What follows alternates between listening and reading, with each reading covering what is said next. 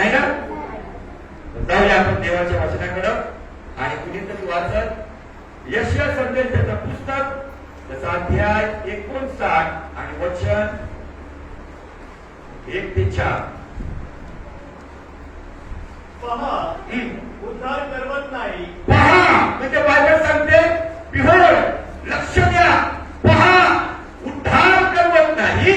इतका परमेश्वराचा हात तोकडा झाला नाही. उद्धार तुमच्या आत्मिक, भौतिक, शारीरिक, कौटुंबिक ज्या ज्या गोष्टीमध्ये तुम्हाला सुटका पाहिजे त्या गोष्टीमध्ये उद्धार करवत नाही. इतका त्याचा हात तोकडा झालेला नाही, ऐकू येत नाही. त्याला ऐकू येत नाही, इतका त्याचा कान मंद झाला नाही. त्याचा कान मंद झाला नाही. कधी कधी त्याने बोललं प्रभू तू ऐकत का नाहीये, प्रभू परिस्थिती बदलत का नाहीये, त्याच्या कानामध्ये प्रॉब्लेम आहे का?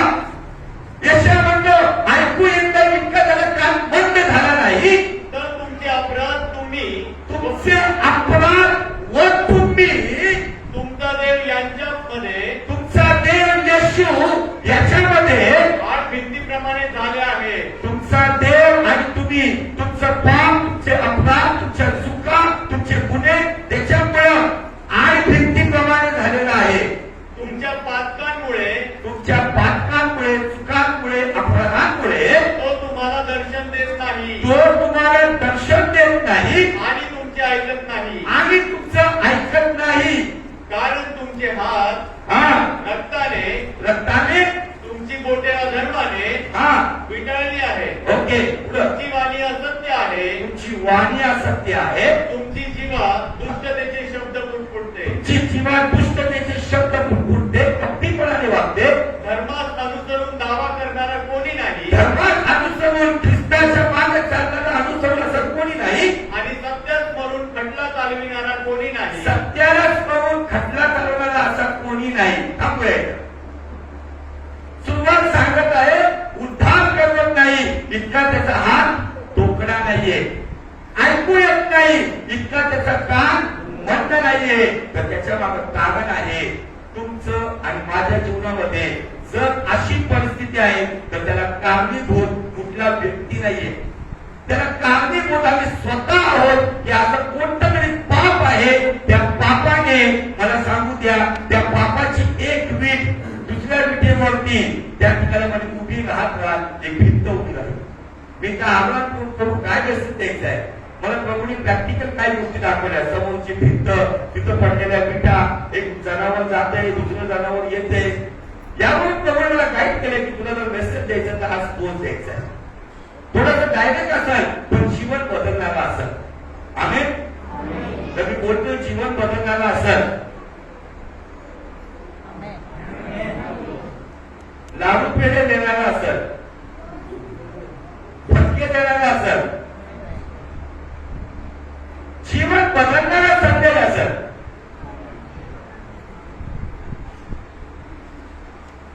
तुमचे जीवन बदलणारा संदेश असेल. जर तुम्ही आमेन म्हणून ग्रहण करता ना तर खरंच जीवन बदलेल. नाहीतर 2020 मध्ये जी अवस्था होती त्यापेक्षा बेकार 2021 मध्ये होईल. मी सांगितलं पण ऐकू नका, तर ऐकून समजून उमजून त्याला प्रतिसाद पण द्या.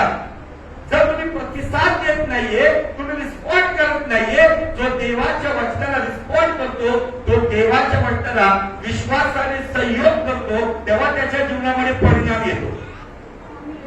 रिस्पॉन्ड करणं गरजेचं आहे. जर तुमच्यासाठी परमेश्वराच्या वचनाकडून जर काहीतरी येतं ना तर आमेन हा शब्द आला पाहिजे. काय लोक कुठेही आमेन म्हणतात, कुठेही लोक भाषिक धार्मिकतेने म्हटलं नाही पाहिजे. जर माझ्यासाठी जर काही लाभदायक येत आहे तर त्यावेळेला मी आमेन हा शब्द बोलला पाहिजे. कारण पहिले वचन येतं मग परिणाम येतात. आमेन. हालेलुया. आज कित्येक असे म्हणतात की त्याला काय ऐकू येत नाही का, आमची परिस्थिती कधी बदलणार. आणि लोक या वचनाकडे लक्ष न लावता लोक सेवक खूप शोधत आहेत, चर्चेत शोधत आहेत. इथं मला माहिती आहे आमच्या पुण्यामध्ये आहेत ना, एक माणूस कमीत कमी 50 सेवकांना फॉलो करत असतो. कधी इकडचं चाल, कधी तिकडची चव घे, कधी इकडची चव घे, सगळं भेळपेक्षा खात असतो. ऑनलाईन मध्ये जे लोक बघतात ना मला, स्पेशली पण काय असतील किंवा फेसबुक जे पाहतात ते असतील ना, एका वेळेला एकच काहीतरी बघा. मला कधीतरी अशी लोक दिसतात असं काय पण बघतो ना, त्याच वेळेला ते लोक कमीत कमी 5 ते 6 लोकांना रिप्लाय देत असतात. Praise the Lord, amen, hallelujah. एका वेळेला एकच जेवण खा तर ते तुमच्या आत्म्याला उन्नतीकडे घेऊन जाईल. Praise the Lord. एकच बहीण बोलली मगाशी, प्रेज द लॉर्ड, हे बोललो. आम्ही इतकं काही भेळ पिक्चर करून ठेवले आमच्या जीवनात आणि आम्ही कन्फ्युज झालोय. ऐकू येत नाही, त्याचा कान बंद झालाय का, उठान करण्याने त्याचा हात तोकडा झालाय का. प्रॉब्लेम काय माहिती का, आडभिंत काय आहे.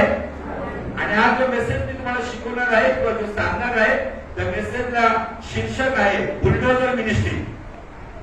बुलडोजर काय करतो माहिती का, मला देवाने एक रिअल मेसेज काय दिला. इथं अतिक्रमण उडवलंय सगळं. कुणी उडवलं, बुलडोजरनी सगळ्या भिंती.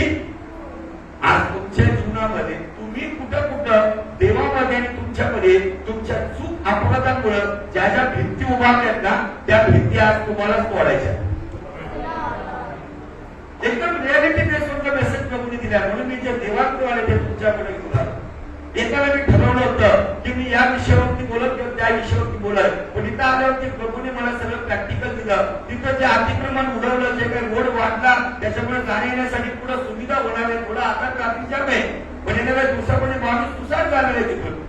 पण तिकडच्या त्या 8 भिंती तोडल्या म्हणून रस्ता मोकळा झाला. काही लोकांच्या दुकानं तुटले असेल पण त्यांचं काही नुकसान होत नाही. आम्हाला माहिती आहे गव्हर्नमेंट त्याचा मोबदला पण देते. आमेन, हालेलुया. आज आमच्या जीवनामध्ये कोणत्या 8 भिंती आहेत ते आम्हाला तपासणं गरजेचं आहे. म्हणून बायबल सांगतं तो तुम्हाला दर्शन देत नाही आणि तो तुमचं ऐकत नाही. मग किती उपवास प्रार्थना करा, किती लबालबा करा, काय होणार नाही बाबा. आयुष्यभर लबालबा करत राहतात. तो म्हणत नाही रे बाबा, ऐकूच येत नाही मला. भिंतीमध्ये या भिंतीच्या पलीकडे कुणातरी बोलवतोय, भिंत एकदम मजबूत आहे, त्याला ऐकू जात नाही. तुम्ही आतून किती पण पोकला, तीच पद्धत तो म्हणतोय. तू कितीही उपवास प्रार्थना कर, तू किती दान धर्म दे, तू किती अनेक पास्टरकडे जा, मी ऐकणार नाही. कारण तू जोपर्यंत भिंत तोडत नाही. आज अशा कितीतरी भिंती आमच्या मध्ये आहेत की आमच्या प्रश्नांची उत्तरं कित्येक दिवसापासून, महिन्यांपासून, वर्षांपासून मिळत नाहीये. दोष आम्ही देवाला देऊ नये. आम्ही स्वतःचं आत्मपरीक्षण केलं पाहिजे की मी कुठं चुकलोय आणि कुठल्या पापाची मीठ पहिली रचली मी. प्रमाणिकांना सांगतो तू कुठून पडला याची आठवण कर आणि पहिली प्रीती करायला सुरुवात कर, मग मी तुला स्वीकार कर. आम्ही स्वतःचा तपास करत नाही. आम्ही कधी कधी आमचे दोष दुसऱ्यांच्या मागे मारतो. येथील मागे म्हटलं आत्मा कधी कधी आमच्यामध्ये ऑपरेट होतो. नवरा बायकोला दोष देतो, बायको नवऱ्याला दोष देते, लेकरं आईवडिलांना दोष देतात, आईवडील लेकरांना दोष देतात. पण कुणी आज विचार केला की माझ्यात काय चुकलंय का. मी कोणती आज पहिली मीठ ठेवलेली आहे, त्या मिठीवरती कुठल्या चुकांच्या आधी मिठा ठेवत गेलं आणि ती भिंत उभी राहिली. आज ती भिंत तोडणं गरजेचं आहे. काय गोष्टी आपण तयारीत पाहणार आपण. पुढे काय दिलेलं आहे, तुमचे हात काय म्हणते पास्टर, तुमचे हात रक्ताने तुमची मोठे अधर्माने विटाळली आहे. इथं थांबूया. हाताचा विषय सोडू. हाताला मोठा आहे का तुमच्या, बिना मोठाचा पण नाही ना पक्का. आज या युगामध्ये मी मागच्या शनिवारी बघून मला या गोष्टीतून काही गोष्टी शिकवल्या. शनिवारी मी सोलापूरमध्ये मेथोडिस्ट चर्चच्या युथ कॅम्पमध्ये होतो. 200-250 तरुण त्या ठिकाणी आले होते आणि या एका वचनावरती प्रत्येकाने पश्चाताप करून आपलं जीवन प्रभूला दिलं. ही बोटं आज विश्वासनाची अधर्माने विटाळली. कशी बरं, सगळ्यांकडे गहू तांदूळ निवडणारे मोबाईल आहेत. कसं निवडतं गहू तांदूळ, वर खाली वर खाली. ऑनलाईन मध्ये तर पायाकडे फसवतात. तुमचं बघतोय इथं व्हिडिओ शूट करायचं, दुसरं भरतीकडे काय ते बघायचं. या बोटाने मी जर एखाद्या सुंदर बाईला ब्युटिफुल म्हणून कमेंट देतो ना, मी ब्युटिफुल म्हणून फक्त जर टाकतोय, गॉर्जियस म्हणून टाकतोय, लवली म्हणून जर टाकतोय, तर या बोटाने मी अधर्माचे पाप करतो. आज व्याभिचार शरीराने होत नाहीये, पण व्याभिचार या बोटाने होते. व्याभिचार pornographyचे ते सर्व खाण्याचे व्हिडिओ बघून डोळ्याने व्याभिचार होतोय. पण ऑडिओ आले, कानाने ऐकून व्याभिचार होतोय, मनाच्या विचाराने व्याभिचार होते. पण या सगळ्या गोष्टींना त्या ठिकाणामध्ये रात्री कानामध्ये हेडफोन घालून इनकमिंग आउटगोइंग फ्री आहे. आज या सगळ्या गोष्टी व्याभिचार होते. पण एक व्याभिचार इथं दिसतोय, तुमची बोट अधर्माने विटाळली. काय या बोटाने मी चुकीची कमेंट करत नाही, चॅटिंग करत नाही. सुरुवात होती प्रेसलॉट हालेलुयाने, पण त्यानंतर तिथं कुठेतरी टाइम कसा वाढत जातो आणि आता अनलिमिटेड नेट आहे, पाहिजे तेवढं वापरा. मला तर बहुत छान पण असतात, आमच्याकडे ही स्कीम आहे, तुम्ही घेता का? त्याला म्हणलं बाद झालं बाबा, माझ्याकडे आहे तेवढं मला पुरं आहे. माझा यूज फक्त लाईव्ह व्हिडिओसाठी मी करतो, त्याच्या व्यतिरिक्त मी कुणाला कमेंट पण करत नाही. काही लोक इतके चिंतेत माझ्यावर, आम्ही इतके कमेंट करतो पायासाहेब तुम्हाला, तुम्ही कधी रिप्लाय देत नाही आम्हाला. स्वामी, तुम्हाला एकट्याला रिप्लाय दिला तर सगळ्यांना देणं गरजेचं पडत.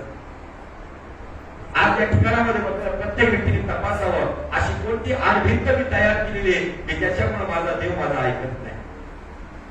कुणाचं तंत्र मंत्र जादू कोणाचं बिलकुल बोलू नका. तुम्ही एका बाजूने म्हणता येशू माझा तारलेला आहे, येशूला जीवन दिले, तर बायबल सांगतं याकोबावर कुठलं चेटूक आणि इस्रायलावर कुठलं तंत्र मंत्र होत नाही. याकोब कोण? जे सापाप्रमाणे चतुर, आणि इस्रायल कोण? जे कबुतराप्रमाणे नम्र आपलं जीवन जगतात. त्यांच्या जीवनामध्ये दुष्टाईची सत्ता चालू शकत नाही. आणि जर ती दुष्टाईची सत्ता चालती तर याचा अर्थ कुठंतरी माझं नुसती जीवन एक बनावटी जीवन आहे. आम्ही परमेश्वराच्या अनुग्रहाने, त्या सामर्थ्याने या अंधकारावरती आम्ही विजयी झालेले लोक आहोत. पण कधी उत्तर मिळत नाही ना. काही लोक प्रॉफिट शोधतात आणि आज अनेक प्रॉफिट आहे ज्यांचा बाजार गरम आहे, त्याच्यात मोठी संख्या आहे. तिथं लोकांना तिथं 500 रुपयाची तेलाची बाटली विकली जाते. लोकांना चर्चेमध्ये येऊन आपलं समर्पण करून, आपलं पाप कबूल करून, आपल्या सेवकाला काहीतरी सांगून त्याच्याकडून प्रार्थना करून देण्यात इंटरेस्ट नाही, पण त्याची 500 रुपयाची बाटली इंटरेस्टेड आहे. अजून अनेक लोकांची फसवणूक होत आहे, कुठेतरी फसले जात आहेत. कारण आज ख्रिश्चनिटीच्या मार्केटमध्ये असे बिझनेसमॅन आलेले आहेत जे म्हणतात तुमचं ऑफिस पाठवा. पंजाबच्या सेवकाला कुणीतरी प्रार्थनेसाठी सांगितलं, ते म्हटले की तुमचं दशांश पाठवा, तर फारच आहे तुमच्यासाठी फोनवर प्रार्थना करते. नगरमधली बहीण मला सांगत होती. मग ती म्हटली ठीक आहे, मी ऑफिस मला दशांश पाठवते. तिने 1000 रुपये पाठवला, 1000 रुपये सेंडच व्हायला. तिथं मिनिमम अमाऊंट आहे 3000 रुपये, ज्याचे 3000 कमीत कमी येतील त्याच्यासाठी प्रार्थना केली जाईल. पास्टर किती बोलतात ना असं तुम्हाला? त्यांचं टाइम टेबल आहे, पास्टर साहेब बिझी आहे. ते कधी सांगतात का तुम्हाला? पण कधी कधी काय असतं ना, आमच्याकडे जे असतं ना त्याची किंमत कमी करतात. पण बाहेरचं जे लोकांचं हे सगळं जे दिसतं ना जगामध्ये, हे सगळं बनावटी एडिटेड व्हिडिओ आहे. त्याच्यामध्ये 90% खोटं भरलेलं असतं. ते खरं आहे का खोटं जाऊन तिथं जाऊन तपासा आणि मग त्याच्यावर विश्वास ठेवा. मुर्दे उठतात ते, पण इंडिया टीव्हीने एक्सपोज केलं त्या मुर्द्याला, तो व्यक्ती लहान कोणी गेलेलंच नव्हतं, ते बेशुद्ध पडलं होतं. आणि प्रॉफिट साहेब म्हणतात देखो मरा हुआ का जिंदा हो गया. आणि आम्हाला ते खूप भारी वाटतं. आमेन, हालेलुया, हालेलुया. हातवाल्याने हातवर नाही केलं नाही, जोरात चिमटा घ्या, या बिंदात जोरात, काय प्रॉब्लेम नाही. कमी तुम्ही सुरुवात तरी पुढच्या हातवर करायला, पण पूर्णच काढू नका. बोला येशू मसीह की. आणि या सगळ्या गोष्टीमुळे मनुष्य कुठेतरी आज अडकलाय. आणि आज जो आपण विषय मनन करणार आहोत तो आहे आडभिंत. आणि आडभिंतीला जेव्हा घेतो तर नवीन करारामध्ये एक वचन आम्हाला पाहायला मिळतं, जे इफिसकारास पत्र याचा 2रा अध्याय आणि वचन 14. कारण तो आपला समेट असा आहे, त्याने दोघांत एक केले, त्याने तुम्हाला आणि देवाला एक केलं आहे, आणि मधली आठ भिंत पाडली. मधली आडभिंत आता त्यांनी पाडली, पण तुम्ही तर नाही केली, टीव्हीवरती ऍडव्हर्टाईज केली. आता तुम्ही म्हणता आम्ही टीव्ही नाही बघत, तर मग तुमची जीभ दुष्टता वापरत आहे. आम्ही टीव्ही बघू नका हे सांगत नाही. टीव्ही जे बघत नाही ना ते अति पवित्र आहे, जे बघतात ते पवित्र आहे. पण काय बघायचं, जे माझ्या आत्म्याला विटाळणार नाही अशा गोष्टी बघायच्या. लावालावीच्या गोष्टी बघायच्या नाही. डिस्कवरी बघा, देवाने कशी ही सृष्टी निर्माण केली. न्यूज बघा, काय चाललंय जगामध्ये, चांगल्या गोष्टी बघा. ओके, काय बोलत होतो मी आता रिपीट करा, मी विसरतो. 8 मिनिटं सांगत होतो. टीव्हीवरती काय येते, ऍडव्हर्टाईज. दोन भाऊ आहेत, एक भाऊ अलीकडं, दुसरा भाऊ पलीकडं, त्याच्यामध्ये भिंत आहे. अलीकडचा भाऊ तिथून बघतो मोठ्या भावाला, मोठा भाऊ छोट्याला बघतो. असं बघता बघता पेर उफाळून येतं आणि ती भिंत मध्ये असते. अलीकडून भाऊ म्हणतो, भैया तोड तो ये दिवा. पलीकडून त्याच्या घरचे येऊन तोडतात आणि पण ह्याच्या घरचे येऊन तोडतात, तुटतच नाही. अंबुजा सिमेंट की दिवा. का आमच्या देवामध्ये आणि आमच्यामध्ये आमच्या बापाची दिवा नाही, की जे आम्ही उगाच कुठे आपलं छोटस हातोडी मारून तोडण्याचा प्रयत्न करतोय. म्हणून सांगितलं बुलडोजर मिनिस्ट्रीचा मेसेज आहे. हातोडी मारून ती भिंत तुटणार नाही. तुम्हाला आज एक निर्णय घेऊन तो बुलडोजर चालवून ती भिंत तोडून टाकायची आहे. आणि देवाबरोबर ज्या पुत्राने आम्हाला 2020 वर्षापूर्वी एकत्र केले, पण आम्ही आमच्या चुकांनी जी भिंत उभी केली, ती भिंत पास्टर विकी नाही तोडणार, ती भिंत तुम्हालाच तोडावी लागेल. त्याच्यासाठी जबाबदार तुम्हीच आहे. कुणीतरी चांगला लेख लिहिला होता, भिंतीला पडलेला तडा, भिंतीला पडलेला तडा भिंत पाडते, पण नात्यात पडलेला तडा भिंत उभा करते. है ना? असं काय देवामध्ये आणि माझ्या नात्यामध्ये माझ्या चुकांमुळं मी कुठला असं चुकीचं काम केलंय की ज्याच्यामुळं ती पापाची भिंत उभी आहे. तुम्ही विचार केला असेल, पास्टर काहीतरी ब्लेसिंग मेसेज देतील, निश्चित देणार. पहिले थोडं कडू खाल्ल्यानंतर गोड गुलाबजाम चांगले वाटते. कारण गोड गोड खाऊन खाऊन ना ख्रिश्चन लोकांना आत्मिक डायबिटीस झाले, म्हणून सगळे ब्लेसिंग मेसेज बघायला जातात. त्यांना करेक्शन मेसेज नाही आवडत, त्यांना सरळ करणारे शब्द नाही आवडत. सिस्टर तुम्ही चांगले आहात, तुम्हाला लवकरच मोठं घर भेटणार नाही. सिस्टर मध्ये पण व्हायब्रेशन येते, आम्ही म्हणून पडते. चाललंय का नाही आपल्याला सगळं असं. म्हणून आज स्ट्रेट फॉरवर्ड सांगत आहे की जो कोणी देवाचा मेसेज स्वीकारला, तुम्ही रोज तुमच्या जीवनामध्ये आणि दुसऱ्याच्या जीवनामधल्या आडभिंती तोडणारी म्हणते. आणि आडभिंत तुटत ना, प्रार्थनेची गरज नाहीये. जर पित्याला तुमचं दर्शन येईल, पित्याला कळेल माझं मूळ कुठेतरी दुःखी आहे, मागण्यापूर्वी तो आमची गरज जाणून नये, देवाचा पुत्र सांगतो. त्याला कामची गरज दिसत नाही, कारण आम्ही आडभिंत उभी केलेली आहे. शास्त्रामध्ये राजा होऊन गेला, ज्याचं नाव आहे हिजकिया. या हिजकिया राजाच्या जीवनामध्ये सुद्धा एक भिंत आम्हाला पाहायला दिसते.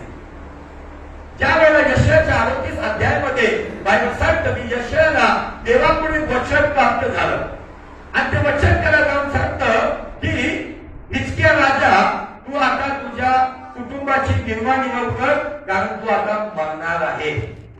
आणि बायबल सांगतं यशया 38 पर्यंत 3 वर्षापासून 2 पत्र असत. हिजकिया त्यांनी भिंतीकडे तोंड केलं आणि तो देवाबरोबर बोलू लागला. मनस्वी म्हणून त्यांनी पश्चाताप केला. त्या भिंतीकडे काय दिसतं माहिती का? हिजकियाला कळलं की कुठंतरी माझ्या चुकीच्या गोष्टीमुळं पित्या यहोवामध्ये आणि माझ्यामध्ये ती भिंत उभी आहे. त्याने सेकंड ओपिनियन घ्यायला यशया बरोबर त्या काळात जखर्या पण होता. तो जखर्याकडे सेकंड ओपिनियन घ्यायला नाही गेला की निश्चित देव असं बोललाय का. त्याला माहितीये यशया बोलला म्हणजे काळ्या दगडाची लेग आहे. कारण हाच यशया होता ज्याने त्याच्याबरोबर उपवास प्रार्थना मंदिरामध्ये केली, म्हणून त्या अश्वनी साम्राज्यावरती एकाच रात्री विजय मिळवला. देवाने आपला दूत पाठवला आणि 1,85,000चं सैन्य संपवलं. त्याला माहिती होतं यशया बोललेलं आहे तर निश्चित देव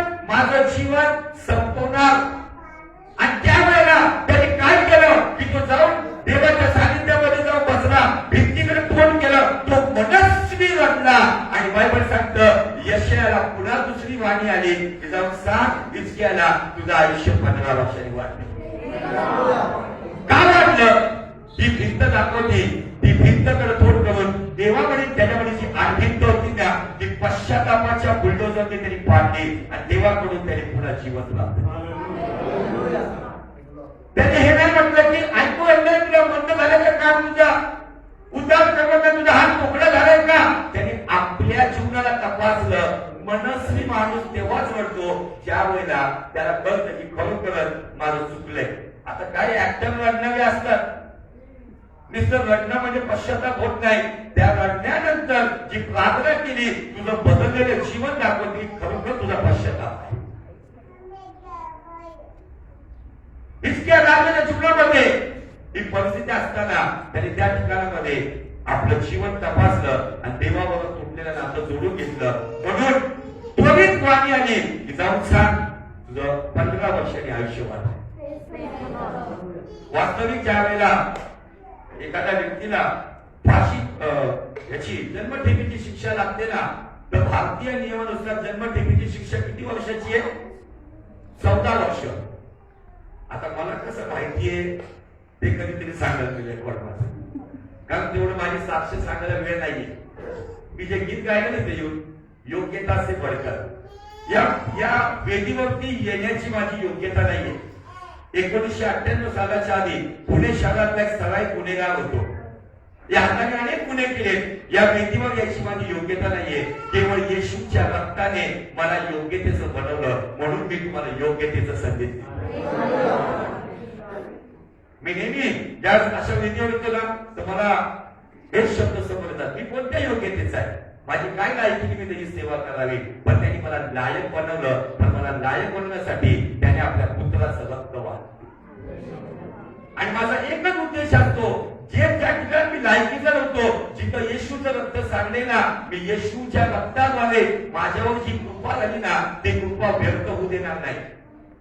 आणि कधी कधी आमच्या वागण्यातून बोलण्यातून निर्णय घेण्यातून ती कृपा वाया घालवतो आणि पुन्हा पश्चाताप करतो. आणि काय लोक काय म्हणतात त्यांच्याकडे एकच उदाहरण पकडलंय. कुणाचं उदाहरण देतात? कोणी सांगतात का? पाप करून परत क्षमा मागायला? हा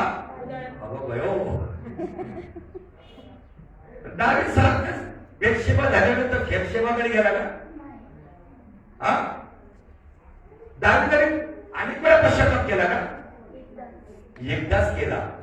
काय लोक बिनधास्त ठोकतात. दाविदाच्या लेवलची विचार करू नका. दाविदाविषयी बायबल सांगतो तो देवाच्या दृष्टीत त्याला पटलेला होता. माझं जीवन तसं आहे का? आणि जर मी वारंवार त्या गोष्टी करतो वारंवार मी त्या गोष्टीमध्ये पडतो तर मला सांगू द्या की मी देवाचा मिसयूज करतो.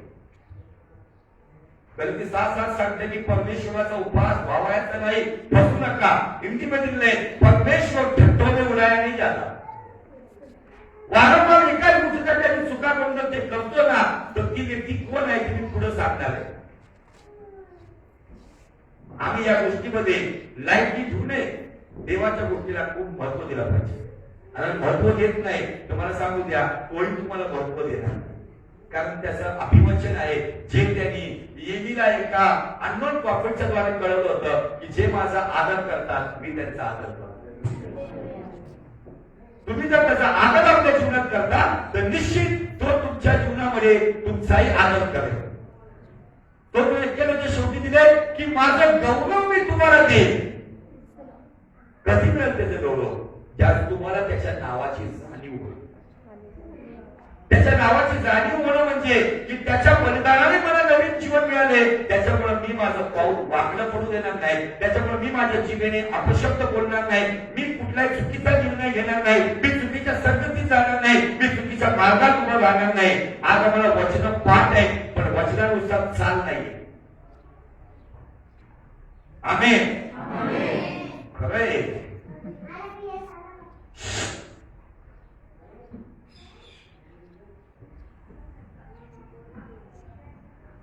काय अशी कोणती आडविंत आहे त्याने वर्ष मला उत्तर मिळत नाही. आज एका स्त्रीच्या जीवनातून आपण पाहणार आहोत. तिने आडविंत कशी पाडली. तिने प्रभूला कसं खुश केलं, प्रभूने तुझ्या जीवनात कसं काम केलं, त्याच्यासाठी वाचूया आपण मत्तेचं शुभवर्तमान याचा 15वा अध्याय आणि वचन 21 पासून पुढे. मत्तेचं शुभवर्तमान. नंतर येशू तेथून निघून सोर व सिदोन यांच्या प्रांतात गेला आणि पहा, त्या प्रांतातून एक कनानी बायको येऊन मोठ्याने म्हणाली, कनानी बाई येऊन मोठ्याने म्हणाली, प्रभो, दाविदाचे पुत्र, मजवर दया करा, माझी कन्या भूताने फार पिडलेली आहे. तरी त्याने तिला काहीच उत्तर दिले नाही. तेव्हा त्याच्या शिष्यांनी जवळ येऊन त्याला विनंती केली की तिला निरोप द्या, कारण ती आमच्या मागून ओरडत येत आहे. त्याने उत्तर दिले, इस्रायलाच्या घराण्यातील हरवलेल्या मेंढरांखेरीज इतर कोणाकडे मला पाठविलेले नाही. तेव्हा ती येऊन त्याच्या पाया पडून म्हणाली, प्रभूजी मला सहाय्य करा. त्याने उत्तर दिले, मुलांची भाकर घेऊन कुत्र्यास घालणे हे ठीक नव्हे. तिने म्हटले, खरे प्रभू, तरी कुत्रीही आपल्या धन्याच्या मेजावरून पडलेला चुरा खातात. तेव्हा येशूने तिला उत्तर दिले, बाई, तुझा विश्वास मोठा, तुझा मनोरथ सिद्धीत जाओ. आणि त्याच घटकेत तिची कन्या बरी झाली. आमेन. हालेलुया.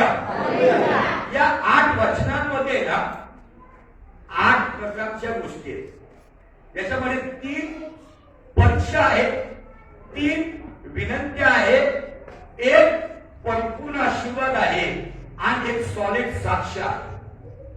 हालेलुया. तर सुरुवात आम्ही करतो. एक बाई येशूच्या मागे ओरडत येते, काय म्हणती, अहो दाविदाचे पुत्र, माझ्यावर दया करा. काय म्हणती, माझी मुलगी भूताने जळजळ केली आहे. तरी त्याने तिला एका शब्दाने उत्तर दिलं नाही. का तो भैला होता? असं का बघतो येशू? या येशूच्या माग पाहतो, काय म्हणतो, हे दाविदाचे पुत्र, मोठ्याने म्हणतो माझ्यावर दया करा. त्याला म्हणते, त्याला बोलवा माझ्याकडे. आणि इथं एका शब्दाने उत्तर नाही. कसं इंसन वाटलं. पहिली परीक्षा ती माग ओरडून त्याच्या माग पडत आहे. परंतु मला सांगू द्या, येशू एका शब्दाने उत्तर देत नाहीये. इथं बसतानापैकी कोणीतरी कितीतरी वर्षापासून ओरडत आहे, येशूच्या मागे पडत आहे, हे दाविदाचे पुत्र प्रभू येशू, माझ्यावर दया कर. इथं तिच्या मुलीमध्ये प्रॉब्लेम आहे, कदाचित कुणी आई असं, माझ्या मुलांवर दया कर. पण येशू एका शब्दाने उत्तर देत नाही. काय कारण देत? का तो बघितलाय? का त्याला दिसत नाहीये? काय कारण आहे? या ठिकाणामध्ये प्रभू येशू ख्रिस्त या स्त्रीला एका शब्दाने उत्तर देत नाही. पण त्यानंतर ती पाहते की माझ्या प्रार्थना विनंतीला महत्व नाहीये, माझ्या बोलण्याला महत्व नाहीये, प्रभू मला का उत्तर देत नाहीये. ती काय करते? लगेच शिष्यांकडे वळते आणि बायबल सांगते, शिष्यांनी विनंती केली, प्रभू ते आपल्या मागून ओरडत पळते, तिला पाठवून दे तिथं काम करून. आम्ही पण कधी कधी फास्टर विकीने प्रार्थना केली नाही ना, तर आम्ही फास्टर चिकीकडे जातो. हा फास्टर, तो फास्टर, याला विनंती दे, त्याला विनंती दे. तिथं विनंती देऊन काम होणार नाही. स्वतःला बघा मी कुठं चुकत. काही नाही काय वाटतं, माझ्या कॉन्टॅक्ट मध्ये लय भारी फास्टर आहे, म्हणजे मी लय भारी. सॉरी, तुमच्याकडे जर तो वरचा फास्टर नसेल ना, तर तुम्ही काहीच नाही. आमेन. हालेलुया.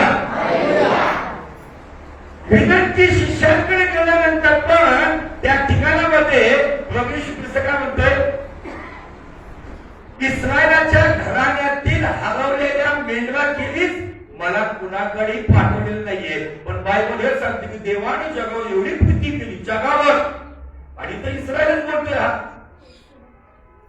थोडस कॉन्ट्रडिक्शन वाटतं ना, मतभेद. एक बाजू देव म्हणतो की सगळ्या जगाचा देव आहे, आणि तो म्हणतो इस्रायला पुरतीच. पण त्याच्यातलं मनोबल समजला पाहिजे. ती बाई कोण आहे? कोण आहे ती बाई? जरा जोरात बोला. बाई बोलत आवाज येते, आवाज बाई कुठून आली ती? तुम्ही आता पुण्याला गेला, तुम्ही काय म्हणणार? आम्ही वैजापूरचे, मी पुणेकर. तशी ती बाई कुठली आहे? कनानी. आणि प्रभू काय म्हणतो तिथं प्रभू कुठल्या प्रकारचं या ठिकाणामध्ये मतभेद करत नाहीये, पण प्रभू जी गोष्ट सांगतोय ना ते समजून घ्यायला पाहिजे. जर शिष्य म्हणतात तिला पाठवून दे, तर प्रभू काय म्हणतो की मला इस्रायलाच्या घराण्यातील हरवलेल्या मेंढराखेरीज कुणाकडे पाठवलेला नाही. मग हे संदेश किंवा ही घटना येशूच्या काळात घडली, मग ही आज आम्हाला काय दिशा देते? थिओलॉजी मध्ये देवाच्या वाटण्याला दोन प्रकारे संबोधित करतात. माहिती नसेल तर माहित करून घ्या. देवाच्या वाटण्याला लोगोस म्हणतात आणि त्याच वाटण्याला रेमा म्हणतात. लोगोस म्हणजे तांदूळ आणि रेमा म्हणजे भात. आज लोकांकडे लोगोस भरपूर आहे, ज्ञान भरपूर आहे, परंतु आचरणात नाही. ती घटना त्या काळात घडली, मला आज काय बोध करते? पाहतो मी त्या काळात आपल्याला आरोग्य मिळालं, पण मला काय शिकायला मिळते? 12 वर्षाची स्त्री त्या काळात बरी झाली, पण मला काय दिशा देते? तशी ही स्त्री एक दिशा आम्हाला देते. आणि ती दिशा काय आहे? येशू ख्रिस्ताने ज्या सांगितलं की मला इस्रायलाच्या घरामध्ये इंडायरेक्टली येशूने सांगितलं ही कनानी आहे ना जोपर्यंत, तोपर्यंत मी तिचं ऐकणार नाही. आज मंडळांमध्ये दोन प्रकारचे ग्रुप बनलेले असतात. काही कनान असतात, काही इस्रायल असतात. तो इस्रायलचा ऐकतो पण कनानकडे दुर्लक्ष करतो. समजते का? चर्चेस मध्ये असे दोन प्रकारचे लोक असतात, दोन प्रकारचे फॅमिलीज असतात. एक फॅमिली कदाचित नवीन प्रभूमध्ये येते आणि 6 महिने प्रभू त्यांना उंच करतो, 6 महिने त्यांना प्रभू वाढवतो, पण काही 6 वर्ष असतात पण तिकडेच अंडे गिरवत असतात. काय त्याचं कारण? कारण ते नावाने इस्रायली असतात पण जीवनाने कनानी असतात. माझ्या प्रश्नाचं उत्तर मला का मिळत नाही? मला तपासलं पाहिजे. इस्रायलीचा अर्थ देवाचं रूप पाहणारा. मी जसला येते पण माझं जीवन मी कनानी पद्धतीने जगत आहे, जे देवाला न आवडणार आहे. तर मला सांगू द्या, या पुलपीटवरून आजही येशू हेच म्हणत की मी कनानींसाठी नाही तर इस्रायलातील हरवलेल्या मेंढरांसाठी आलो. मला उत्तर का मिळत नाही? मला तपासलं पाहिजे की मी चर्च ऑफ कनान मध्ये आहे का चर्च ऑफ इस्रायल मध्ये आहे. मंडळांमध्ये सगळीकडे जावा अख्ख्या जगात हे दोनच ग्रुप दिसतील ज्यांना उत्तर मिळत नाही. जे चुकीच्या मार्गामध्ये आहेत त्यांना कनानमध्ये घोषित केलं जातं, पण जे चांगल्या मार्गात असं उत्तर मिळत नाही ना त्यांनी काळजी करू नका. उनको लेट मिलेगा लेकिन बेस्ट मिलेगा. हालेलुया. त्याचा उगाच शिक्का मारतात, यांना एवढं वर्ष उत्तर मिळत नाही म्हणजे कनानी आहे, हे कनानी म्हणून चिडवतात. तपासा पहिले काय आहे म्हणून दोन्ही गोष्टी पहिले क्लिअर करतो. प्रभू ज्यावेळेस त्या ठिकाणामध्ये इनडायरेक्टली काय म्हणतो माहिती का? माझ्याकडे द्यायला आहे पण तुझ्यासाठी नाहीये. आजही तुमचेच बोलते मंडळीला, माझ्याकडे द्यायला भरपूर आहे पण जे अजूनही कनानी स्वभावामध्ये आहे. तुम्हाला माहिती कनानी लोकांचं एक मूळ दैवत होतं, ज्याचं नाव होतं मोलक. काय नाव होतं? अभ्यास करत असं बायबलचा तुम्हाला असं वाटतं की काढायला रेफर तरी लेवीचं 20 अध्याय, लेवीचा 20 अध्याय वचन 1 पासून पुढे वाचा. लेवी परमेश्वर मोशाला म्हणाला, इस्रायल लोकांस तू आणखी असे सांग, इस्रायल लोकांपैकी अथवा इस्रायल लोकात राहणाऱ्या उपऱ्यांपैकी कोणी आपले अपत्य म्हणजे आपलं मूल मोलकास अर्पिले तर त्यास अवश्य जीवे मारावे. आता ही मला तुम्हाला ती पद्धत सांगायची नाही, पण एक कनान लोकांमध्ये संस्कृती होती. त्यांच्या घरामध्ये जेव्हा पण पहिला मूल जन्म घ्यायचा मग ती मुलगी असो मुलगा असो, त्यांचा जो देव मोलक त्याच्या हातामध्ये ठेवलं जायचं आणि खालून होम करून जिवंत जाळलं जायचं.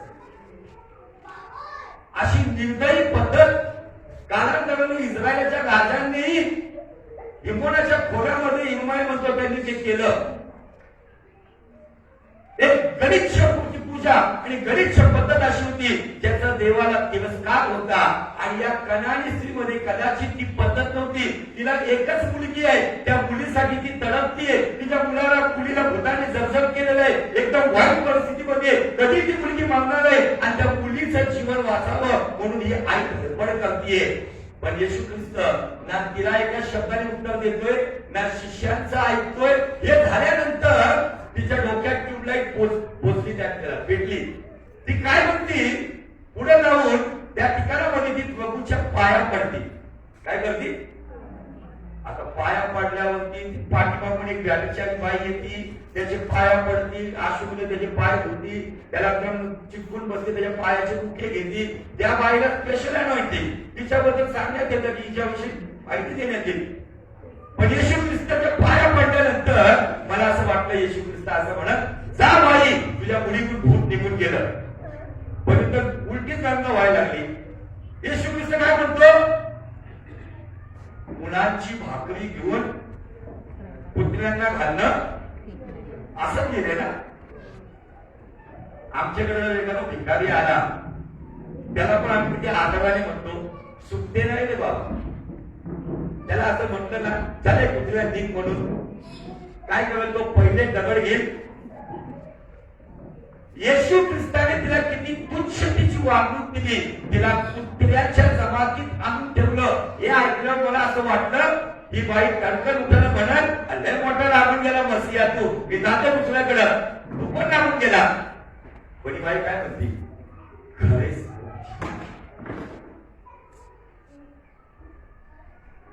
काय म्हणती, जो मुखाने कबूल करतो, वास्तविकता विश्वास ठेवतो, बायबल सांगतं त्याचं नाव. तुम्ही तुमच्या चूक कबूल करताना म्हणता का नवऱ्याला, खरंच हो मी चुकले. तुम्ही बायकोला म्हणता का, खरंच मी चुकलो. मी माझ्या बायकोला म्हणतो, खरंच माझ्याकडून चुकलं, मी नव्हतं असं पडलं नाही. ती मला म्हणते, नाही खरंच माझ्याकडून आज आमच्या उद्या नाहीये. येशू ख्रिस्ताला या एका वाईटवरती तिने जिंकलं. ती पाया पडल्यानंतर तिला धुडकावून लावतो म्हणतो, कुत्र्याच्या समाजात तिला जमा करतो. पण हे ऐकल्यावर ती काय म्हणते, तू मला कुत्र जरी म्हणतो ना, खरंच प्रभूजी मी त्याच लायकीची. येशू ख्रिस्ताने त्या चमत्कार केला असताना ती जाऊन पुन्हा चमत्कार घेतल्यानंतर चमत्काराला नमस्कार करून पुन्हा ती कदाचित मोलकाच्या मार्गात गेली असती. पण येशूला तिला केवळ चमत्कार द्यायचा नव्हता, तर येशूला तिला जीवन परिवर्तन द्यायचं. आज लोक फक्त चमत्काराला नमस्कार करायला येतात, जीवन परिवर्तन करायला येत नाही. म्हणून काय लोक चटकनी येतील, बरे होतील, आगळे गोळे उघडतील, पहिले कान उघडतील, लंगडे पाय ठीक होतील. पण जर ते आले नाही ना, तर वास्तविक समजून घ्यायचं ते कानाने होते. इस्रायल ते आहे जे देवाबरोबर इमानदार, मंदिराबरोबर इमानदार आणि देवाच्या सेवकाबरोबर पण इमानदार असतात. ते इस्रायल, आत्मिक इस्रायल. ते सर्व परिस्थितीमध्ये आपल्या देवाशी, मंदिराशी आणि देवाच्या सेवकाशी प्रामाणिक आहेत ना, ते आहेत खरे इस्रायल. नतनेलला पाहून येशू ख्रिस्त बनला, हा खरा खुदा इस्रायली आहे.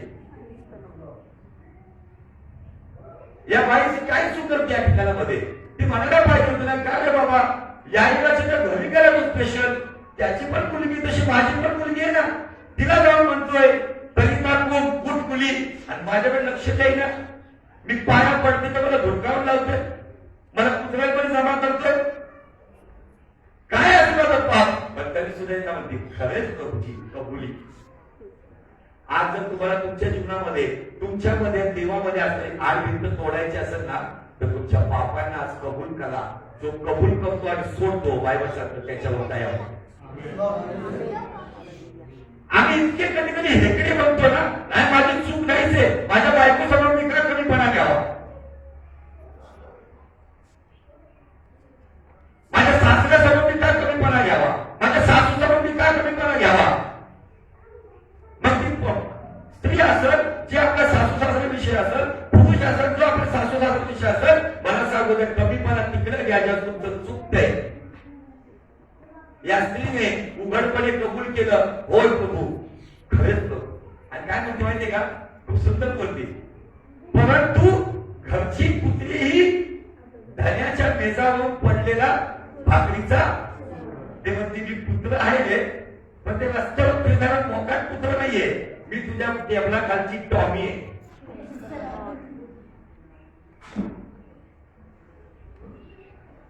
कुत्रा जमा केले पण तिने पण बघा लगेच तो म्हणतो कुत्रा खरंच का तुझी हो तू कुत्रा म्हणतोय ना पण मी ते रस्त्याचं मोकाटनं घेतलं घरात नाही ते तुझ्या मेजा खालचा चूल चाल खाते पण तुमच्या आणि माझ्यासाठी चुना नाही हो. आमच्यासाठी योहान 7 प्रमाणे जीवनाची भली मोठी भाकर आहे पण काही लोक चुन्यांवरतीच आहे. इकडून थोडा चुरा घे तिकडून थोडा चुरा घे या पास्टरचा घे त्या पास्टरचा घे इथं जर संपूर्ण भाकरी असेल ना खावा ना मनसोक्त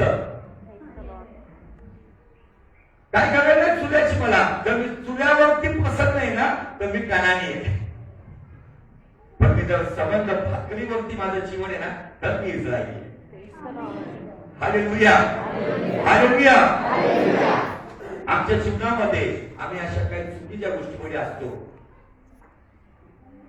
या स्त्रीच्या जीवनामध्ये मोठं पाप आम्हाला दिसतं ते म्हणजे ती कानानी आहे आणि ती एक आयडल वर्शिपर म्हणजे मूर्ती पूजक आहे.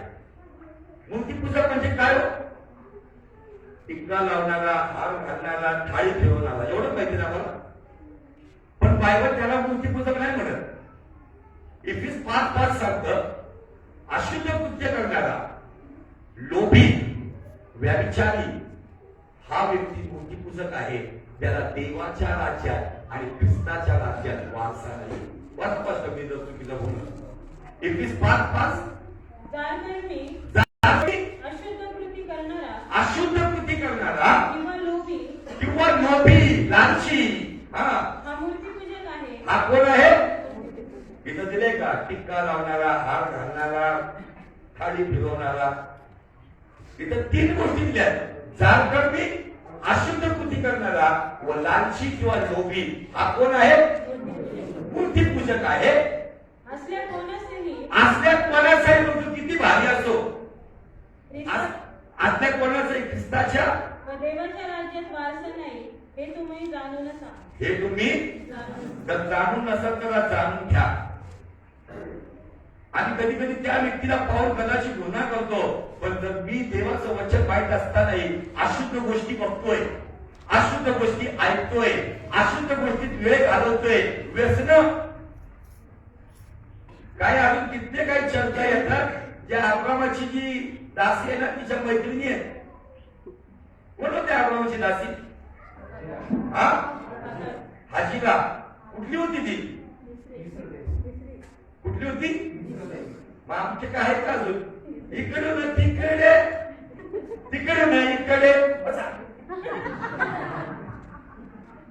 आणि तेव्हा कधी ऐकतो हा कधी ऐकतो अब्रामाच्या दासीची मैत्री घेऊ नका अब्रामाच्या रिअल पत्नीची मैत्री व्हा. तिचं नाव आहे सारा तिच्याविषयी बायबल सांगतं जी आपल्या धनीच्या आदित्यमध्ये जी आपल्या नवऱ्याला धनी म्हणून बोलायची जी आपल्या नवऱ्याचा आदर करत होती म्हणून मला इतकंही वचन आवडतं इकडे करत पत्र म्हणतं 11:16 मध्ये आहे तिथं असं दिले की देवाला अब्राम आणि सारा यांचा देव म्हणून घेण्याची लाज वाटली नाही.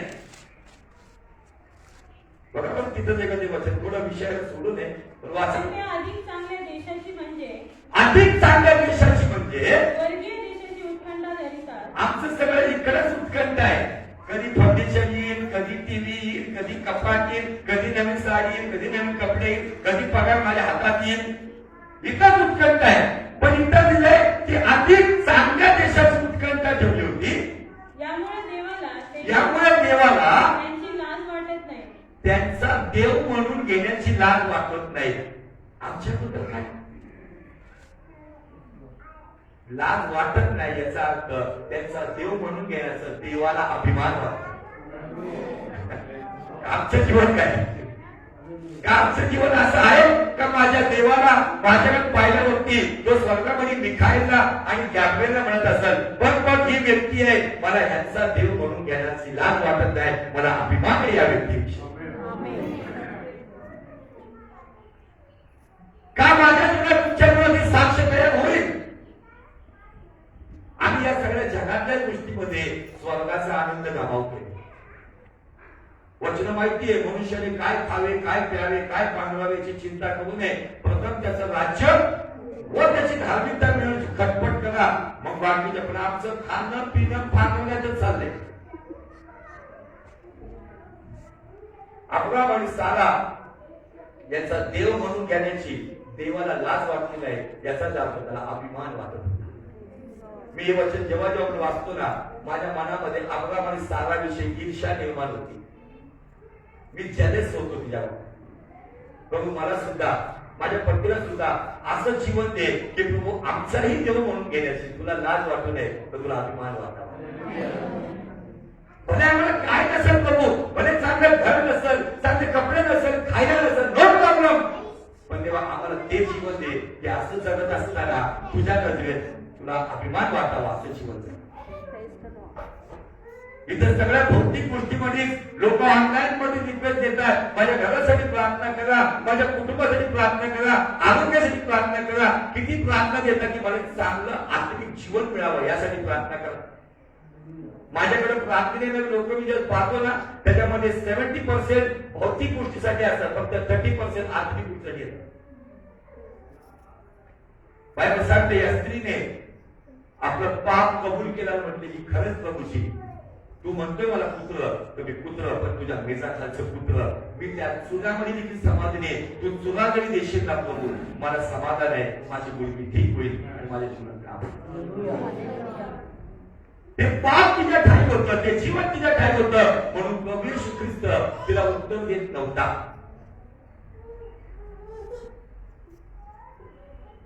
आमच्या जीवनामध्ये अशा छोट्या छोट्या गोष्टींना मी महत्व नाही देत. काय लोक म्हणतात, छोटस नाव तंबाखू, गुटखा, सिगरेट, मिसरी, छोट छोटच आहे. पण उपदेशक म्हणतो, गीतरत्नामध्ये गीतरत्न म्हणतो की या छोट्या छोट्या कोल्ह्यांच्या पिल्लांना धरा, नाहीतर हे द्राक्षमळा नासधूस करतील. तो द्राक्षमळा म्हणजे आमचं जीवन, आणि छोट्या छोटे कोल्ह्यांचे पिल्ल म्हणजे आमच्या छोट्या छोट्या चुका आणि छोटे छोटे व्यसन. एक नावाडी होता,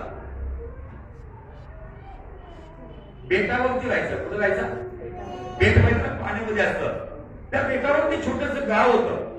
त्या गावातल्या काही लोकांना तो आपल्या नावेमध्ये घ्यायचा आणि पलीकडे शहराच्या बाजूला सोडायचा, आणि संध्याकाळी पुन्हा त्यांना घेऊन यायचं. जे पैसे मिळायचे त्याच्यावर तो जगायचा. एक दिवशी तो तिथं त्या बेटावरती झाडाखाली झोपला असताना त्याच्या अंगावरती काहीतरी पडलं. त्यांनी बघितलं तर एक पक्ष्याचं पिल्लू होतं, सुतार पक्ष्याचं पिल्लू. कशाचं माहिती का? सुतार पक्षी. त्यांनी बघितलं ते पिल्लू परत घरट्यात टाकलं, पण त्या माणसाचा हात लागल्यामुळं त्या पक्ष्याने पुन्हा बाहेर फेकलं. पुन्हा ते घेतलं, त्या पिल्लाला त्यांनी सांभाळलं, मस्त मोठं झालं ते पिल्लू. ते उडून पण जात होतं, त्याच्या खांद्यावर बसायचं. पण ज्या दिवशी ते पिल्लू भेटलं ना त्याला, त्याची हळूहळू प्रगती व्हायला लागली. त्याला इतकं वाढायला लागला. त्याची नाव जी होती ना, ती नाव छोटी मोठी झाली. काही दिवसानंतर त्या मोठ्या नावाचं रूपांतर एका लॉन्च मध्ये झालं. त्याचा बिझनेस चालायला लागला, पण त्याच्याबरोबर ते सुद्धा पक्षी पण राहायला लागला. आणि त्यांनी जी लॉन्च घेतली होती, त्या लॉन्च मध्ये जिथं जिथं पण लाकडं होते ना, सुद्धा पक्षी काय करतो, टॉप टॉप टॉप टॉप टॉप ठोकत बसतो, बिल करतो. त्याला अनेक लोक सांगायचे, बाबा हे तुझं काहीतरी नुकसान केलं दिवशी. तो म्हणायचं काय, तुमच्या बापाचं काय जाते, मी सांभाळतोय त्याला. कोण सांभाळते? मी सांभाळतोय त्याला. कुणी त्याला बोलायचं नाही. माझ्या लॉन्च मध्ये यायचं असेल तर ह्याला काय बोलायचं नाही. आणि असं बरेच दिवस चाललं होतं. एक दिवशी सुद्धा पक्षी जो आहे तो त्या लॉन्चच्या आतल्या भागात गेला, जिथं काय म्हणतो बघा खालचा भाग, तळाकडे गेला. आणि लोकांना आवाज यायचा नेहमी, ठॉक ठॉक ठॉक ठॉक. लोकांना माहिती ते सुद्धा पक्षी ठोकते. आखी रात्र ठॉक ठॉक चालतो. तर नावाडी पण म्हणतो, जाऊ दे माझ्या लेकरासारखे ठोकू दे, काय कुठं वर करतो करू दे. ठॉक ठॉक ठॉक रात्रभर चाललं होतं. रात्रभर सगळ्या तळामध्ये त्यांनी सगळी चाळणी करून ठेवली. आणि सकाळी लॉन्च लोकांना घेऊन निघाली. मधोमध आल्यावर बुद्धी. यात काय संदेश तुम्हाला? मला आम्ही कधी कधी म्हणतो, मी कमवतो, बोलायचं नाही अजिबात. टॉप टॉप टॉप.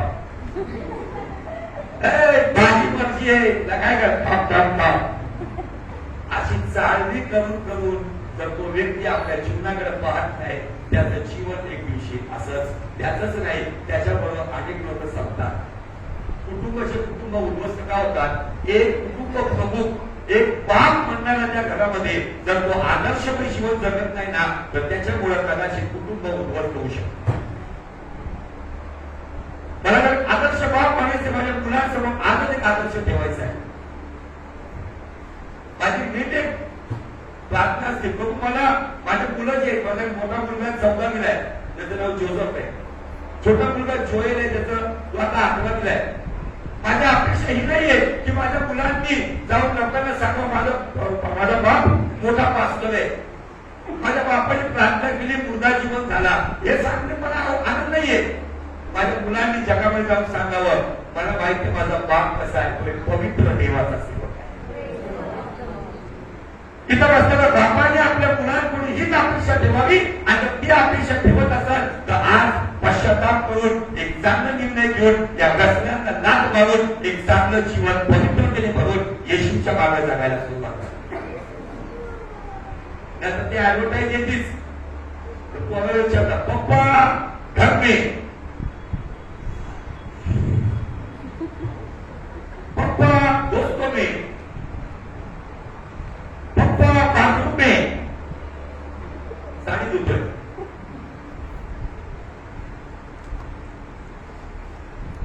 काय बोलत राहणार भाषा? या स्त्रीचं जीवन पहा. तिच्या जीवनामधलं पाप तिने उघडपणे कबूल केलं. हा, ती काय म्हणते? होय, पण कुत्रे देखील एक वर्ष माझा बरोबर नीतीसूत्र 26:8 काय सांगतात? मग तुम्हाला खुलासा होईल मला काय सांगायचं. तुम्ही तिला कुत्र्याबरोबर तुलना का केली? नीतीसूत्र 26:11. तो मूर्ख आपला मूर्खपणा, ठीक आहे, हळूहळू मूर्ख आपला मूर्खपणा पुन्हा पुन्हा करीतो. बोला, पुन्हा पुन्हा करतो. तर जोरात बोला की नाही, आता नाही करणार, परत कर. नाही, आता सोडूनच देते पण परत लावते. आता सोडूनच टाकतो पण परत मरतो. पुन्हा पुन्हा करतो. तो आपल्या ओकीकडे परतणाऱ्या कुत्र्यासारखा. अरे, तो आपल्या कुत्र किती भारी असताना, जंगली असो किंवा इंग्लिश असो, पाहिल्याकडे माहिती नाही, ते त्याला भरपूर खातं हवल्यावानी आणि जाऊन बघतं, त्याच्यावर माती टाकतं, फिरून येतं, पुन्हा जाणून टाकतं. ही तुलना केली कुणाविषयी? जो पुन्हा पुन्हा त्या गोष्टींसाठी. आणि काय लोक म्हणतात देव लय दयाळू आहे हो. मगाशी काय म्हणले? दाविदाबरोबर तुलना करतात. अहो, दाविदाबरोबर तुलना करणारे लोक आहे ना, दाविदाला देवाने क्षमा केली पण त्याला सजा पण दिली. माहितीये तुम्हाला काय सजा दिली? माहितीये त्याला? त्याचा स्वतःचा पोटचा गोळा अबशालोम त्याच्या मागे लागताना त्या दाविदाला यरूशलेम सोडून वन जंगलामध्ये फिरावं लागलं. रडत रडत तो त्या ठिकाणामध्ये जैतुनाचा पर्वत चढून गेला. त्याला जरी क्षमा मिळाली पण शासन झाले. पण तुम्ही दाविदावर तुलना करता ना, तर मग तुलना करा आणि वारंवार शासन पण द्या, शिक्षा. त्याने एक चूक केली पण त्या चुकीमुळं त्याला आपल्या मुलांपासून भीतीने पळावं लागलं. कित्येक दिवस, कित्येक महिने रानावनामध्ये उपाशी पोटी राहावं लागलं. म्हणून नुसतं दाविदाचं एक्झाम्पल देऊ नका, दाविदाला शिक्षाही झाली हे पण लक्षात ठेवा.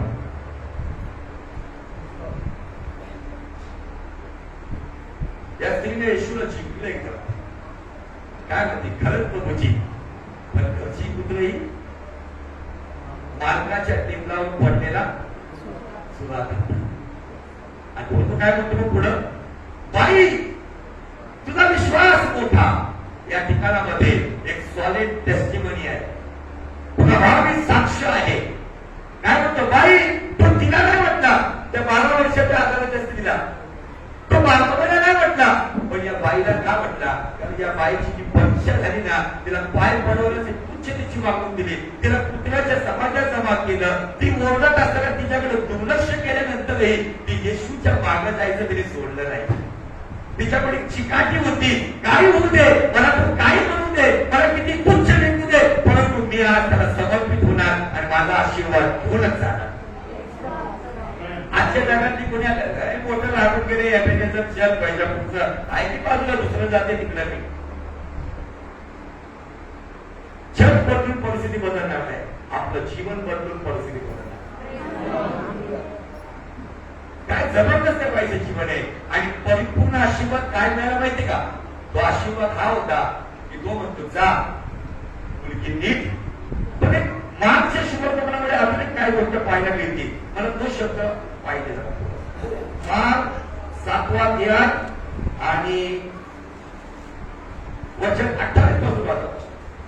मग तिने त्याला उत्तर दिले, खरे आहे प्रभू, खरं आहे प्रभू, तू कुत्र म्हणतो ना मी कुत्र, तू पापी म्हणतो ना मला मी पापी, तू अधर्मी म्हणतो ना मी अधर्मी, मी कबूल करतो माझं पाप, मी कबूल करतो माझे गुन्हे.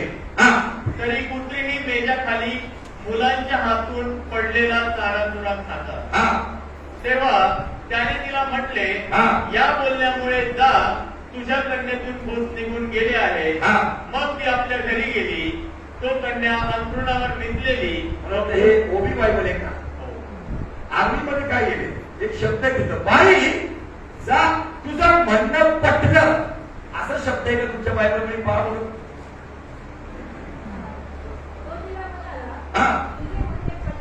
तुझं म्हणणं. आज माझा प्रश्न तुम्हाला आहे, तुम्ही असं जीवन जगता का की तुमचं म्हणणं त्याला पटावं? आम्हाला आमचं पडलेलं आहे का? माझं जीवन, तुमचं जीवन, वागणं बोलणं, माझ्या संसारात, माझ्या बिझनेसमध्ये, नोकरीमध्ये, शिक्षणामध्ये का मी असं जीवन जगतोय का की जे त्याला पटतंय? काही लोक वैवाहिक लोकांमध्ये चालत होतं, ही पटते का ती पटते. पण का येशूला माझं जीवन पटणारं आहे का? का त्याला आकर्षित करणारं आहे का? त्या बाईला तो काय म्हणतोय, बाई जा तुझं म्हणणं पटलं. हे स्टेटमेंट तो कुणाला नाही बोलला या बाईशिवाय. पण या बाईला आपण सलूट करायला असं वाटतो की ती पडत असताना, ओरडत असताना, ती परीक्षा होत असताना येशूने एक शब्दाने उत्तर दिलं नाही, ती घरी निघून नाही गेली. शिष्यांकडे जाऊन विनंती केली, शिष्यांनी प्रभूला विनंती केली, परंतु त्या ठिकाणामध्ये प्रभू म्हणतो इस्रायलाशिवाय कुणासाठी पाठवलं नाही, तरी सुद्धा तिथं थांबून राहिली. आणि ती थांबली नाही तर प्रभूच्या पाया पडली. पाया पडल्यावर कुत्र्यामध्ये जमा केल्यानंतर म्हणते, होय खरंच प्रभूची. आम्ही जितकं खाली खाली जाईल ना तेवढंच आम्ही वर वर जाणार. पण प्रत्येकाला वर यायचे, खाली नाही जायचे. आपल्या चुका ऍक्सेप्ट करायचं नाहीये, कबुली द्यायची नाहीये, नम्र व्हायचं नाहीये, अधीन व्हायचं नाहीये. जो प्रभूच्या आणि प्रभूच्या सेवकाच्या अधीन राहतो ना तोच अधिकारी होतो. अधिकार डायरेक्ट मिळत नाही. मी तू येताना एक पोस्टर पाहतोय जगनगुंडासारखा, तिथं काय दिले, सतरांच्या उत्तरणारे होऊ नका तर नेतृत्व करणारे व्हा. तो कोण आहे मला त्याला भेटायचं दिवशी. मोठे मोठे बॅनर लागले, भाषण करायचं शिक्षण. सतरांच्या उत्तरणारे होऊ नका तर नेतृत्व करणारे व्हा. किती दिवस खुर्च्या लावणार असं लिहिलं मोठं. ही जगाची पद्धत आहे. पण तुमच्या समोर जो उभा आहे ना, ज्या मला तारण झाल्यानंतर मला काम सतरांच्या लावायचं दिलं होतं, झाडू मारायचं दिलं होतं, चप्पल स्टँड सांभाळायचं काम दिलं होतं. मी आणि माझा मित्र राकेश गुजराती आणि राजू ठाकूर आमच्या चर्चमध्ये आम्हाला दोघांना हेच काम दिलं होतं. झाडू मारून सतरांच्या टाकायचं, सगळी साफसफाई करायची, लोकांच्या चपला रॅक मध्ये व्यवस्थित ठेवायच्या. परंतु देवाने असं काम केलं एका वेळेनंतर त्याने त्या धुळीतून उचलून अधिपतीच्या बैठकीत आणून जग सांगतं, जग हिनवतं आणि कुठंतरी बंडखोरी करायला लावतं. आणि काय लोकांच्या बंडखोर लोकांना लय आवडलं, हा मला बरोबर होतं. किती दिवस सतरंजी उचलायचं? एक दिवस सतरंजी उचलता उचलता लोकांचं जीवन उचलणारा तुम्हाला तो बरोबर. एक दिवशी पुढच्या पुसता पुसता लोकांचे आश्रू पुसताना तो बरोबर. माझी लायकी नाही या स्टेजवरून बोलायची. मी त्या प्रोसेस मधून गेलो, म्हणून जेव्हा माझी वेळ आली त्यावेळी मला 9 वर्ष जेव्हा आवाज देत होता, 9 वर्ष मी त्याला एकच बोलत होतो, मी त्या लायकीचा नाही की तुझा सेवक व्हावा. 9 वर्ष मी त्याच्या वाणीला विद्वेष करायचो आणि 9 वर्ष माझ्या जीवनात रोज एक नवीन वाद राहायचं. पण 9 वर्षानंतर शेवटी मी गुडघे टेकले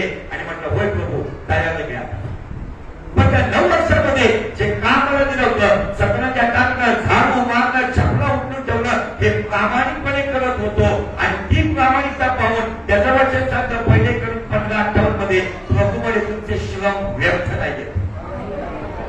जे काही श्रम तुम्ही इथं करताना एक दिवशी आम्ही पाहू तुम्हाला की त्या लेवलला परमेश्वर तुम्हाला घेऊन जाईल. त्यामुळे आपला अभिमान, आपलं शान, आपलं नाव आपल्या घरी गुणावून ठेवा. हैदराबादला एक अचलपडी टीचिंगला गेलो होतो. त्या ठिकाणामध्ये चप्पल स्टँड सांभाळणारा एक व्यक्ती होता आणि विचारलं तो कोण आहे. त्यांनी सांगितलं आमच्या जिल्ह्याचा कलेक्टर आहे. कलेक्टर घाटमध्ये मी एमपी मध्ये गेलो होतो. त्या ठिकाणामध्ये 2 लोक माझ्या सेवेला होते. त्या ठिकाणामध्ये ते मला सगळे कपडे घेऊन द्यायचे, कपडे धुवून आणायचे, बूट पॉलिश करून आणून द्यायचे, जेवण द्यायचे आणि शेवटच्या दिवशी त्यांची ओळख करून दिली की ह्या आमच्या एरियामध्ये पीआय आणि हे पीएसआय. आणि आम्हाला ते मोठा मान लागलेला आहे. जो प्रभू समोर नग्न होतो, याकूब म्हणतो परमेश्वर जगात त्याला उंच करतो. हिंदी दिले जो प्रभू के सामने नग्न होता है खुदावन मुझे शिरोमणी बनाता है. आमचा आरोपण आमचं सगळं काही घरी त्या मंदिरात येतो ना मी काहीच नाही आणि नथिंग. तेव्हा तुम्ही नथिंग म्हणून येता ना तेव्हा तुम्ही समथिंग म्हणून जाता. तेव्हा काय म्हणून येता ना तेव्हा परमेश्वर तुम्हाला काहीतरी बनवून पाठवतो. पण जर येताना मी काहीतरी म्हटलं ना जे आहे ते पण गळून पडतं. या स्त्रीमंत महत्वाची गोष्ट होती ती म्हणजे कबुली. बायबल सांगतं 2 Corinthians 7 मध्ये ईश्वर तरी दुःख दारुणदायी पश्चातापाचा जन्म देतो त्याविषयी वाईट वाटत नाही, पण ऐहिक दुःख मरणास जन्म देतो. देवाच्या प्रत्येक सेवकाने आपल्या सेवेमध्ये एकच संदेश दिला, तो म्हणजे पश्चाताप करा, देवाचं राज्य जवळ आहे. योहान सुरुवात करतोय पश्चाताप करा, देवाचं राज्य जवळ आहे. त्याला अटक केल्यानंतर येशू उभा होतो म्हणतो पश्चाताप करा, देवाचं राज्य जवळ आहे. पवित्र आत्मा उतरून येतो, पेत्र म्हणतो पश्चाताप करा, देवाचं राज्य जवळ आहे. प्रभूने घ्या आणि आज तुमच्या आणि देवामध्ये असणारी आग भिंत वाढून टाका. किती लोकांना बुलडोजर चालवायचं या आपल्या जागेवर उभे राहू. इकडे तिकडे बघू नका. आपले पाप आपला आठवा आणि कबुली द्या की प्रभू मी आज ती आग भिंत तोडणार आहे आणि या क्षणापासून मी तुझी वाणी ऐकणार, मी तुझं दर्शन घेणार आहे, मी माझ्या जीवनामध्ये तुझी कृपा. इकडे तिकडे माझ्या पुढे बघण्यात काही फायदा नाही. बघायचं असं त्याच्याकडे प्रीती पुढे गेला आणि थोडस वर्षीपणे चालू मेरा मन करो दे आशीष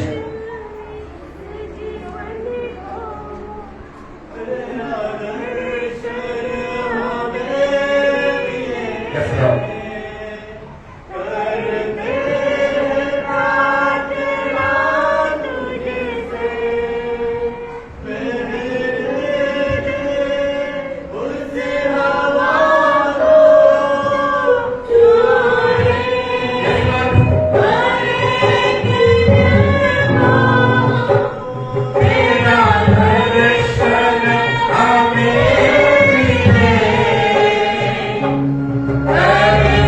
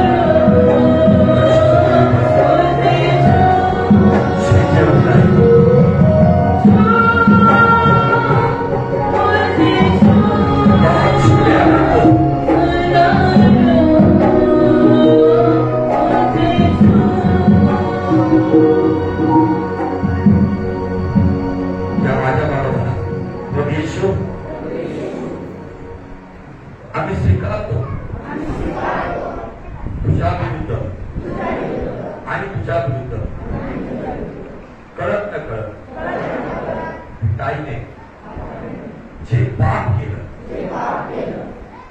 ते तुझ्यामध्ये आणि आमच्यामध्ये आड भिंतीप्रमाणे आहे. म्हणून तू आमचं ऐकत नाही, दर्शन देत नाही. पण आज आम्ही आमचं पाप, चूक, अपराध, सर्व प्रकारची अशुद्धता उघडपणे कबूल करतो आणि म्हणतो मी पापी आहे. मग पाप्यावर दया कर. अंतःकरणापासून पश्चाताप करतो आणि विश्वास ठेवतो. हा माझा खरा पश्चाताप तुझ्यामध्ये आणि माझ्यामध्ये असणारी आडभिंत तोडून टाकते. ही भिंत मी पश्चातापाच्या द्वारे आज तोडत आहे. प्रभू तू आमचा आणि पित्याबरोबर जो समेट केला, जी आडभिंत 2020 वर्षापूर्वी तू तोडली आणि आम्हाला नवं जीवन दिलं. पण आमच्या चुकांमुळं जी आडभिंत पुन्हा उभी राहिली ती आम्ही पश्चातापाद्वारे तोडतो.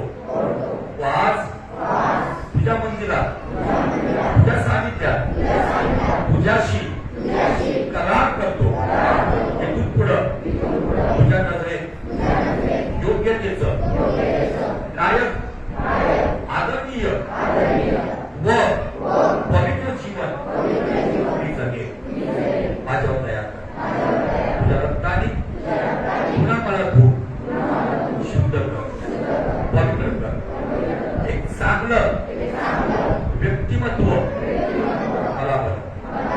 धन्यवाद येशू. मी स्वीकारतो आजपासून तुझा हात तोकडा राहणार नाही, माझ्यापर्यंत भेट येणार आहे.